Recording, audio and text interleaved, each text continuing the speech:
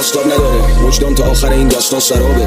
فهمیدم کبابی آثار ثوابه، به محتاج فقط بگم که بازار خرابه. فهمیدم گناه میتونه یکی دو روز عادی شه، حتی معنوی ترینا تو یک لحظه مادی شه. یاد گرفتم که تخریب کنم تا اگه معروف دیدم بگم ولش کن شاخ میشه.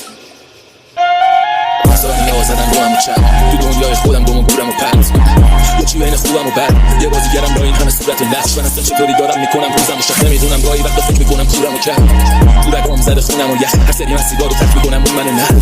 فکر و خیال پا پیچم میشه، یه جاهای شعر میشه یه جاهای سرکیجه. ده بگو دنیا فایدش چیه وقتی مثل فیلم اندیا خالی بندیه. میخوام اعتراف کنم منم زایدم زیر تصویر زندگیم حسابی بدیه. خطر از بغلم لایی رد میشه، مخم ریس شدی تعطیله. این آدم ها چی نصیب ما شد، واسه رفیقا پله این واسه غریبه ها کن. ببر جای دیگه لطیفات، تو این طرف سر پول میذارن روی شقیقات کن. خودم نمیدونم کجا واسادم تو این شهر که مثل پارکا مخاطب دارن. من از جنس آسمونم رو زمین مسافرم، با رفیقم اون بالا قرار ملاقات دارم. گم و گورم خیلی وقته، منو کسی اینجا نمیفهم. دلم میخواد بیاد یکی از غیب مثل این آدم ها نباشه که سپی چنده.